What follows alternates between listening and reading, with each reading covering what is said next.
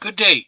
It is August the 26th, and today we're continuing Nehemiah 8, or Nehemiah 3, doing verses 11 through 13, and Proverbs 26.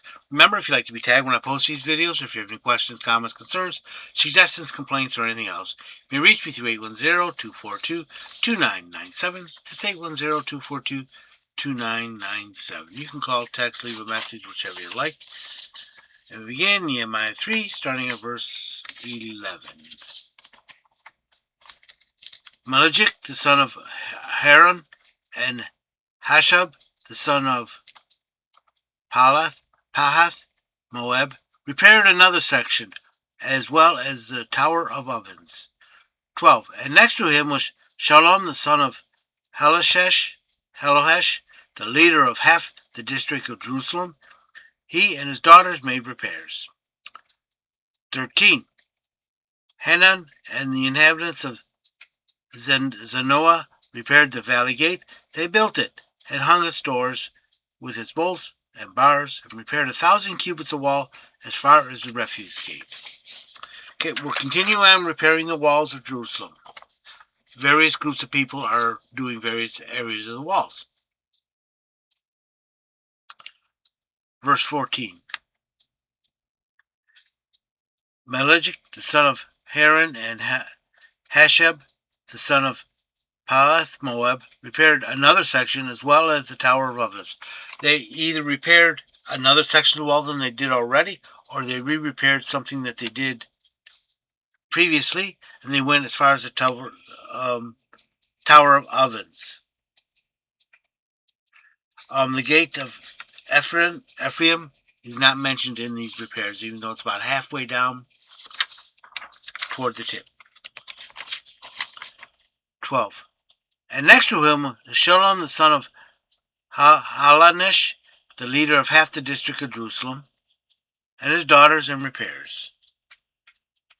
This is the Zion half of the city, and the women contributed. They ministered, they may have donated money, they may have organized things, and stuff like that.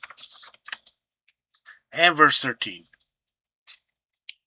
Hanunzad, the inhabitants of Zanoah, repaired the valley gate. They built it, hung its doors with its bolts, and repaired 1,000 cubits of the wall as far as the refuse gate.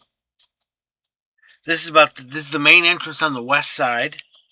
Possibly little work was needed. That's why they went 1,000 cubits, which is I think 1,500 feet, something like that. No, cubit is a little over. Is 18? Yeah, about 1,500 feet. This gate was probably at the southwest angle. That's the refuse gate, right where it turned east. So we're at the bottom of the city now. The south side of the city. South side.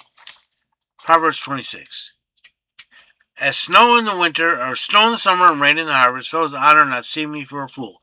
They're just out of place. 2. As a wandering sparrow, as a flying swallow, so is a curse that is causeless shall come home.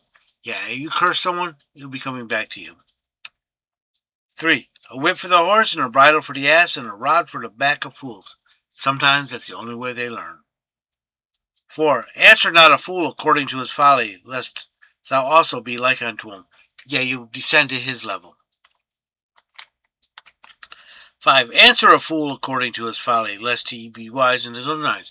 But you do have to answer him, so he doesn't think, I win this. He can't answer me, so he mustn't. So, yeah. Fine line you gotta walk there.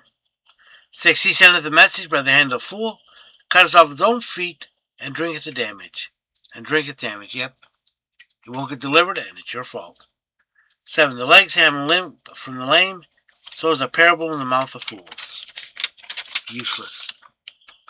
8. As a small stone in a heap of stones, so is he that giveth honor to a fool. 9. As a thorn that cometh in the hand of a drunkard, so is a parable in the mouth of a fool. Mouth of fools. Yeah, it hurts, and it's useless to them. 10. A master performeth all things, but he that stoppeth the fool is one that stoppeth the flood.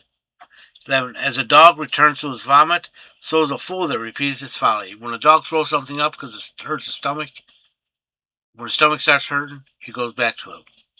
When a fool stops feeling pain from doing whatever dumb thing he's doing, he'll start doing it again.